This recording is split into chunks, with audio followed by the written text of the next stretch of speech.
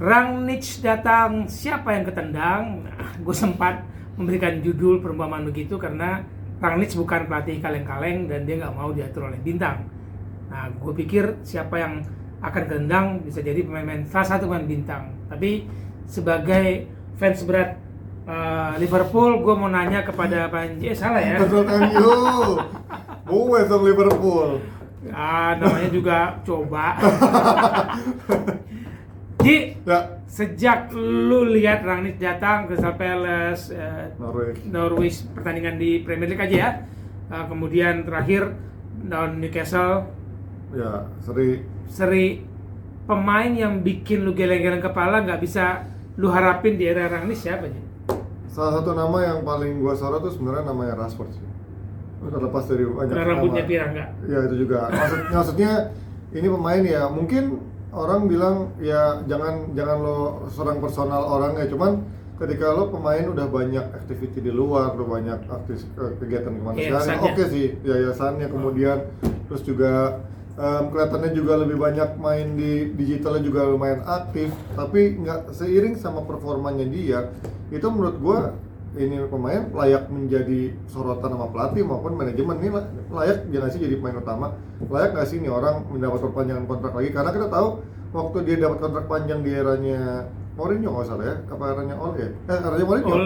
Ole ya, yang dapat nomor 10, dapat kontrak cukup besar dan kontrak panjang untuk pemain yang baru berusia sangat muda dan juga baru berapa ya, belum ada prestasi buat MU lah, maksudnya belum ada kontribusi besar untuk prestasi MU yang memang untuk selevelnya MU. Ini menurut gue udah jauh banget. Dan Rashford yang masuk waktu rambutnya masih kotak ya, dulu kayak Mike Tyson zaman masih awal-awal muda, dengan sekarang Rashford yang udah rambutnya kayak bulu domba gitu ya.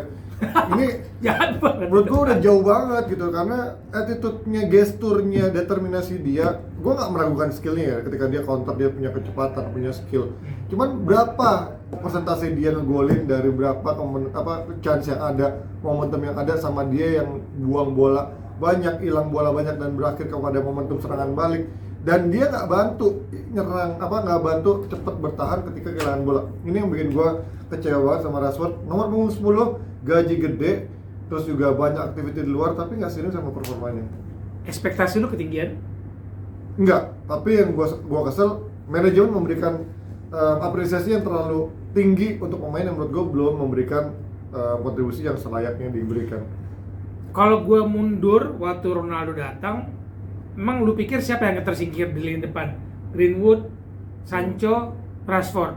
Kalau Ronaldo datang, gua pasti mikirnya Greenwood. Karena Greenwood masih butuh waktu untuk mengadjust posisi mana sih yang Greenwood the best positionnya buat Greenwood, apakah di kanan, apakah nomor 9. Tapi ketika Ronaldo datang, nggak mungkin dia ada di posisi itu. Di kanan kemarin ketika Sancho datang, gue pikir ini akan jadi kompetisi yang ketat, walaupun Sancho ternyata juga masih belum bisa memenuhi ekspektasi. Tapi secara gestur, secara determinasi, Greenwood ini masih bisa lah, ibaratnya mungkin karena dia juga belum menjadi pemain superstar, belum mendapatkan nomor punggung yang bagus, belum mendapatkan gaji yang besar juga, dia masih belum dagunya belum setinggi pemain-pemain yang sempat dagunya masih di sini. Masih di sini. Nggak di sini. Belum di sini ya gitu. Ini masih bisa dibentuk, dan dari gestur dia main, dia ngejar-ngejar bola walaupun masih juga sering banyak buang peluang, tapi yang penting gesturnya. Karena gue gak suka pemain hilang bola jalan kaki, terus cuman sok-sok ngebayangin tapi nggak ikut ngejar. Kita lihat Mohamed Salah, kita lihat Mane, hilang bola mereka nge-press habis-habisan sampai ke pertahanan. Itu yang menurut gua gestur. Lu nggak ngegolin nggak apa-apa, tapi lu harus kerja keras buat tim. Itu sih menurut gua yang kurang banget. Kenapa perbandingan lu Liverpool? Kan gua bilang tadi lu fans Liverpool. Ya karena kan lu fans Liverpool bang, jadi gua bandingin sama Liverpool ya sama. Ya sama semua lah, pemain City, pemainnya tim-tim besar zaman sekarang. Kita tahu lah gaya mainnya semua udah bukan lagi posisi penyerang harus di depan doang, back doang. Back pun harus bisa nyerang, pemain penyerang pun harus bisa bertahan juga, itu sih. Nah, ketika lu waktu itu lihat Greenwood, nah dengan 3 pertandingan Premier League Rangnick, menurut lu lini depan siapa yang pantas? Kalau gua boleh milih, gua tetap pengen ada Cavani sih sebagai pemain yang reguler. Iya, gua terlepas dari kemarin dia buang peluang yang benar-benar momentum, kemarin juga harusnya bisa menang. Tapi cederanya sering banget ya. Tapi gestur determinasi dia yang menurut gua dibutuhkan untuk buat jadi contoh main MU. Karena kita lihat Ronaldo kemarin, kita mengharapkan Ronaldo punya gestur, punya sosok leader, menjadi contoh buat junior-junior. Tapi kita lihat kemarin berapa kali gestur muka Ronaldo yang kelihatan kesel ketika operannya salah, nggak nyampe ke dia. Kelihatan dia menyalahkan teman-teman yang walaupun belum ada friksi yang sampai ribut di lapangan, tapi kelihatan ada kekecewaan besar dengan junior-juniornya. Beda sama Cavani, dia nggak pernah menunjukkan gestur kekecewaan terhadap teman-temannya, paling kepada wasit, bahkan dia suka bermain overreaktif untuk bermain diving segala macam. Tapi itu bentuk bahwa dia ambisius untuk mengangkat timnya, determinasi dia kerja keras, kehilangan bola ngejar-ngejar ke belakang. Ingat nggak waktu Liga Champions lawan Villarreal ketika ada bola mental kemana, ada Ronaldo di sana yang lari Cavani yang lebih dekat pada Ronaldo. Ini menunjukkan determinasi Cavani terlepas dari umurnya udah tua, terlepas dia kemarin di PSG juga kontraknya habis katanya udah bukan pemain utama, tapi ini yang dibutuhin pemain dengan attitude seperti ini sih. Ronaldo bukannya ikut ngejar bola lawan PLS, lawan Norwich kan mulai Baru di era Rangnick, tapi Iya.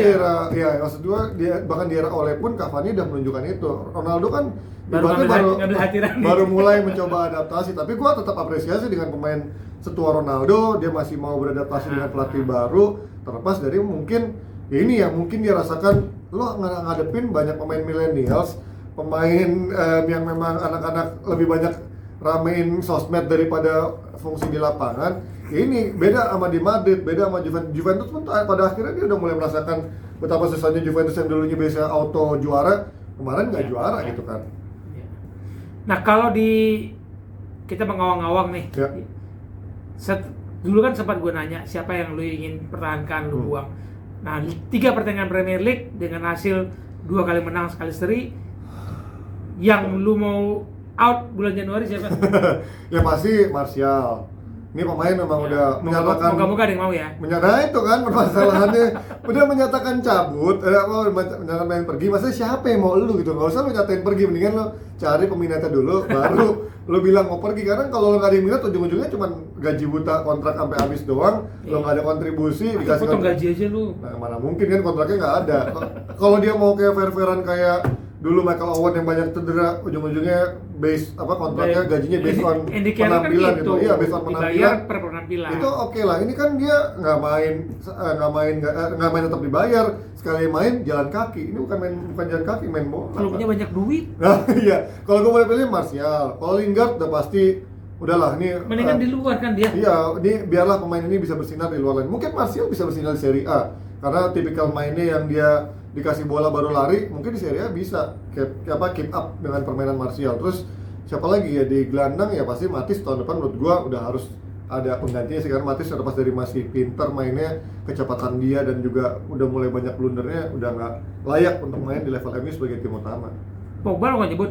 Pogba kan udah pasti otomatis, karena kayaknya Pogba udah kontraknya habis, dia juga ya udah waktunya ganti suasana lah untuk pemain yang menurut gua juga overrated sih menurut gua. Ini pemain bagus, pemain kelas dunia, tapi dia bukanlah pemain yang bisa menggendong tim. Dia butuh teman-teman kualitas dunia untuk bisa membawa tim ini menjadi juara. Juve misalnya, kita tahu kualitas Juve udah bagus, nggak usah ada dia gitu kan. Terus dia cabut pun juga nggak mengubah Juve tetap juara juga di Liga kan.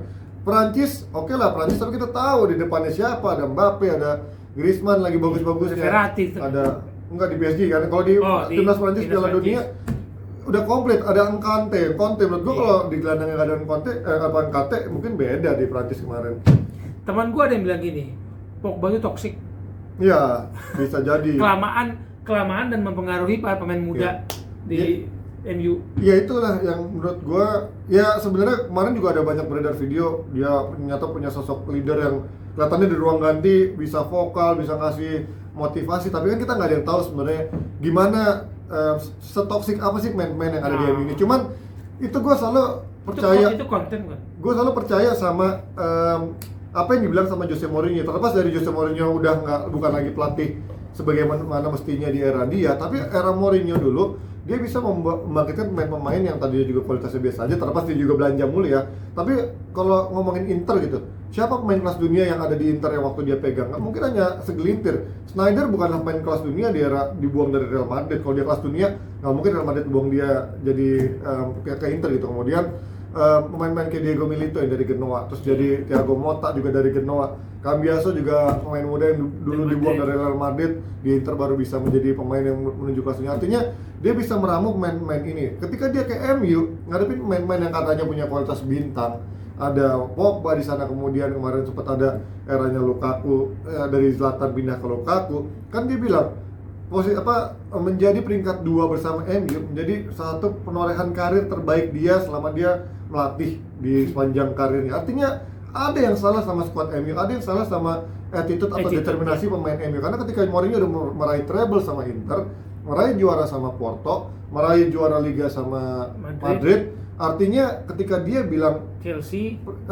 juga, ketika dia bilang sama MU peringkat 2 menjadi salah satu pencapaian terbaik dia, ada yang salah sama mental pemain ini. Walaupun sebenarnya dari era Mourinho ke Ole udah ada transisi sedikit perubahan pemain, tapi kan tetap ada setengahnya yang masih sebenarnya kayak backbone-nya masih ada kan. Kita tahu main-main kayak Luke Shaw pun udah ada dari era Mourinho, terus juga De Gea udah ada dari zaman Mourinho, main-main lain kayak Lindelof, terus juga main-main gelandangnya kayak Matic pun juga udah ada. Artinya kita belum tahu nih apakah attitude ini sebenarnya sudah toxic sejak eranya Van Gaal pindah ke Mourinho dan berlanjut ke Ole, atau memang ini baru berlanjut baru mulai terjadi sejak eranya Mourinho berlanjut ke Ole dan sekarang Rangnick. Makanya gue nggak yakin setengah pemain yang ada sekarang bisa keep up sama squadnya Rangnick, sama kayak mainnya Rangnick gitu.